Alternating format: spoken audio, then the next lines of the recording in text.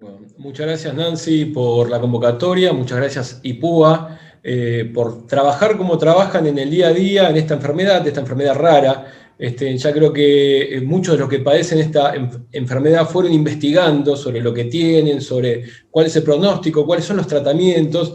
Así que yo voy a hacer algo mucho más puntual y quiero tratar de quiero mostrar el presente en el tratamiento de la hipertensión pulmonar y mostrar una ventana a lo que se puede llegar a venir sin meterme en lo que por ahí Agustín García va a estar hablando más de lo de la parte genética. Pero bueno, nada, yo quiero mostrarles un poco sobre el tratamiento actual, sobre el presente y algo de lo que se puede estar viniendo en el tratamiento de los pacientes con hipertensión pulmonar. En primera instancia ya todos sabemos que es una enfermedad rara. Esto ya el que padece la enfermedad se estuvo metiendo en Google, estuvo averiguando, estuvo hablando con su médico sobre, bueno, ¿qué es esto de la hipertensión arterial? ¿Es como la hipertensión sistémica, la que se toman en el brazo? Bueno, y todos sabrán que en primera instancia es una enfermedad rara. Esto es lo primero que hay que tener en cuenta.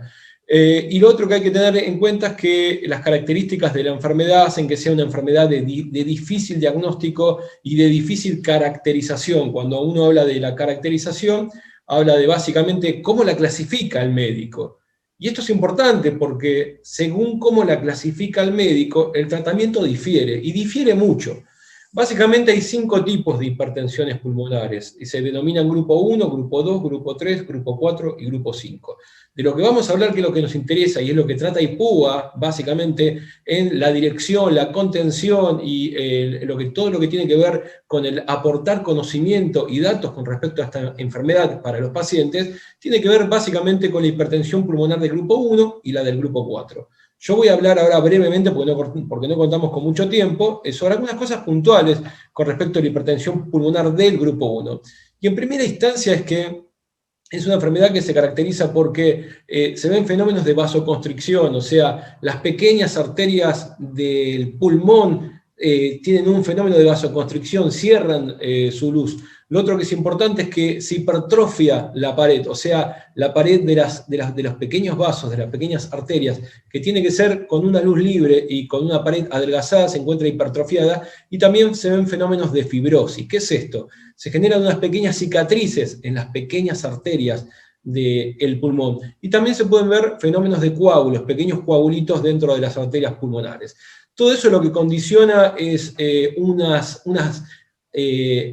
una disminución del vaso de la luz de las arterias pulmonares, y eso hace que el corazón derecho, que se denomina principalmente la bomba que empuja sangre hacia el pulmón, es el ventrículo derecho, tenga que contraerse con más fuerza, con más potencia, para que la sangre pueda atravesar este aumento de la resistencia al pasaje de sangre a través de las arterias.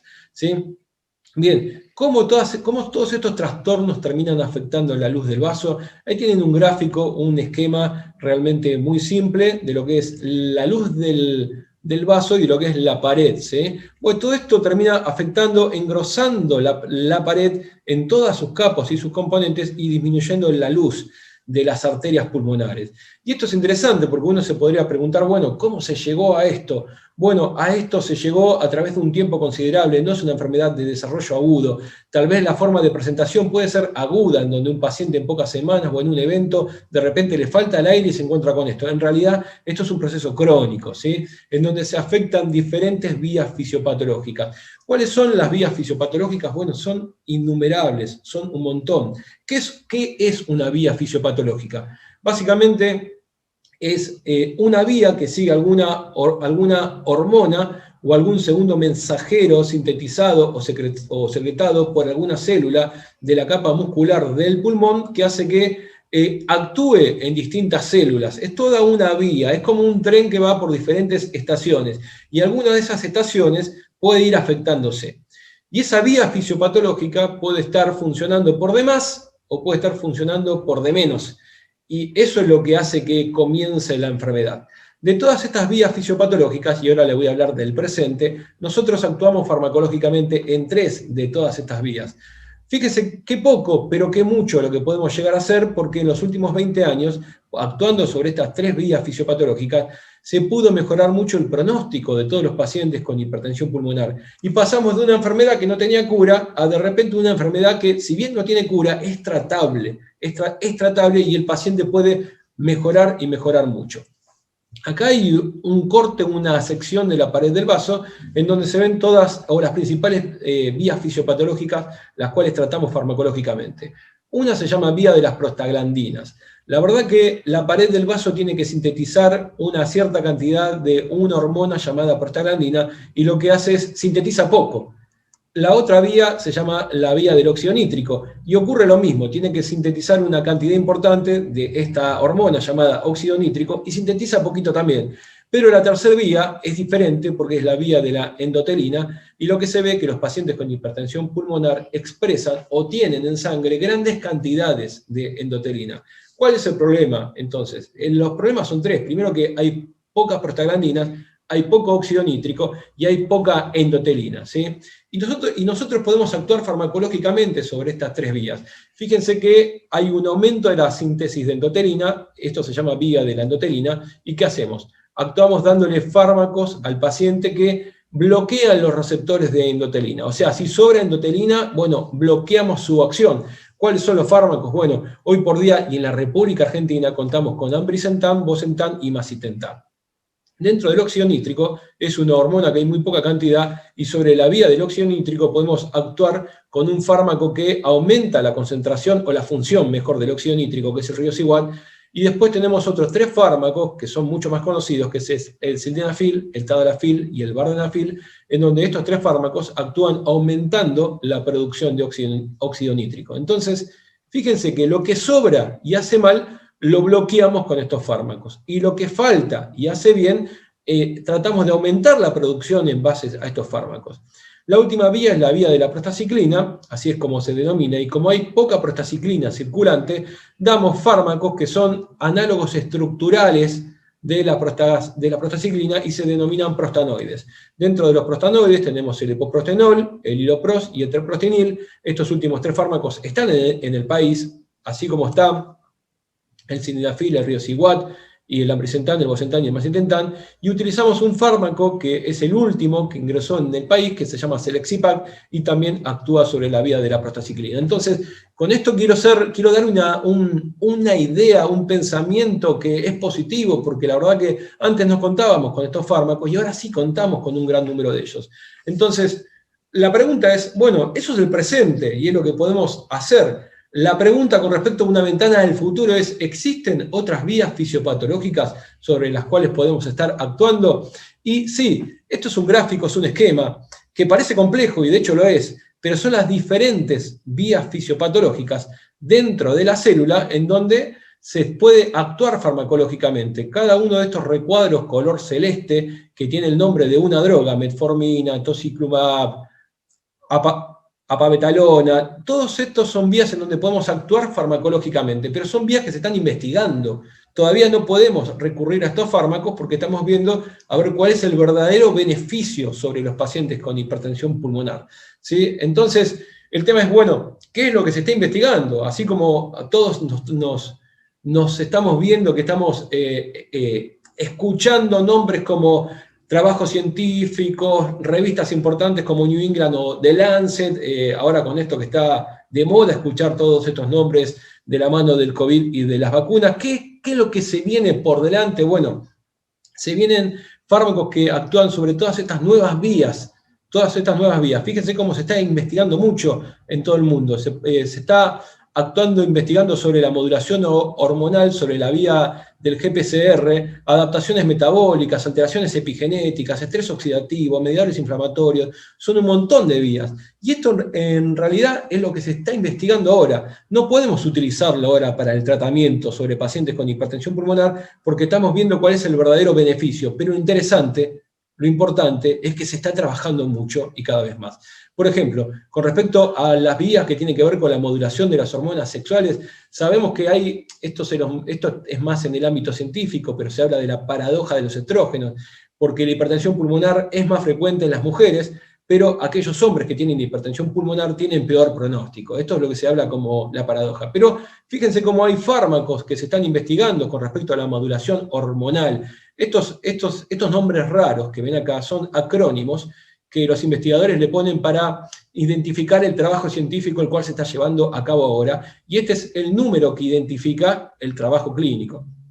Por ejemplo, se está probando fármacos como el anastrozol, fármacos como el tamoxifeno, el fulvestrant, en fin, fármacos que actúan sobre la vida de la dihidroepoandrosterona, en fin, hay regulación hormononeural en donde se está viendo cómo con estos dispositivos se puede actuar sobre las arterias pulmonares ablacionando, utilizando radiofrecuencia. Y eso es lo que se está viendo, que al utilizar radiofrecuencia sobre las arterias pulmonares, hace que el ventrículo derecho, el corazón derecho, que es el que sufre siempre, trabaje cada vez mejor.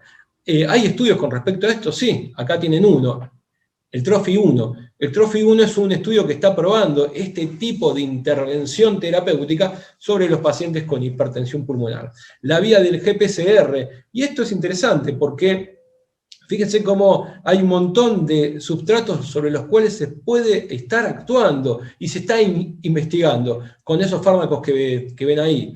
¿Qué más? Bueno, tenemos vías de adaptaciones metabólicas y se están probando fármacos como la trimetazidina, la metformina, la sitagliptina, en fin, hay un montón de fármacos. El suplemento con hierro endovenoso y las alteraciones epigenéticas. Con esto no me quiero meter mucho, porque seguramente Agustín por ahí va a estar comentando algo, pero fíjense cómo se está tratando de actuar sobre el material genético para modificarlo, y hay estudios con respecto a esto, sí, hay algunos estudios que se están llevando a cabo ahora.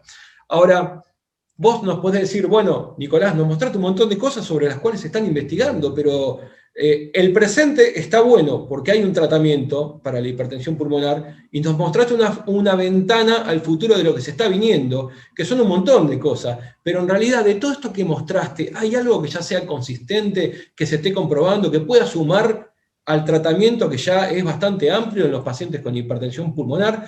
Sí, fíjense que yo les mostré este esquema, este gráfico, con un montón de vías fisiopatológicas. Les quiero decir dos palabras con respecto a esta vía, que fue una vía que se investigó mucho, y hace 3 semanas, en una revista científica de muy alto impacto que se llama New England, ustedes seguramente de los noticieros están escuchando el The Lancet, como diciendo, es una revista de mucha jerarquía. The Lancet es una revista de mucha jerarquía. New England es otra revista de mucha jerarquía también. Y hace 3 semanas se publicó el estudio PULSAR, el acrónimo está acá, el estudio PULSAR. Y el estudio PULSAR probó el sotatercept, ¿sí? Que es un fármaco que se administra de forma subcutánea cada 21 días, miren lo interesante, porque no tienen que estar tomando la medicación todos los días, sino que cada 21 días se dan 1,5 centímetros de forma subcutánea, ¿sí? ¿Y qué mostró? Bueno, demostró que cuando el sotatercept en diferentes dosis baja y dosis un poquito más alta, y se lo compara contra placebo,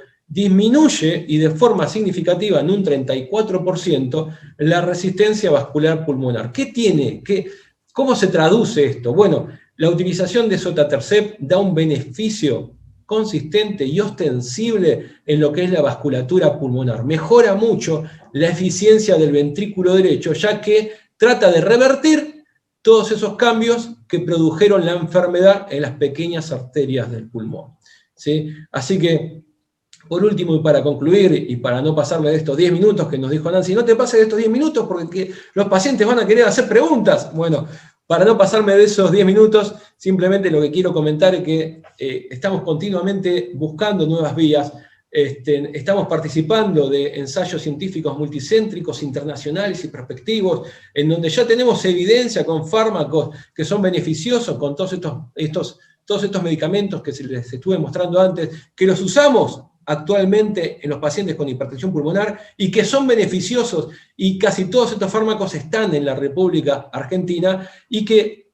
la ventana al futuro es que estamos investigando mucho, estamos probando muchas otras vías fisiopatológicas y ya estamos teniendo resultados con algunas vías que fueron investigadas y que sirven para sumar al arsenal de tratamiento con respecto a esta enfermedad. Yo creo que el futuro es muy positivo, y creo que si bien aún no podemos curar la enfermedad, podemos tratarla, y cada vez la podemos tratar de una manera más adecuada y mejor. Así que en primera instancia, muchas gracias. Me quedo para las preguntas, Nancy. Y bueno, estos son los dos centros en los cuales yo tengo el orgullo de trabajar y pertenecer: el Hospital Austral y el Hospital Fernández de la Ciudad Autónoma de Buenos Aires. Así que me quedo para las preguntas, Nancy.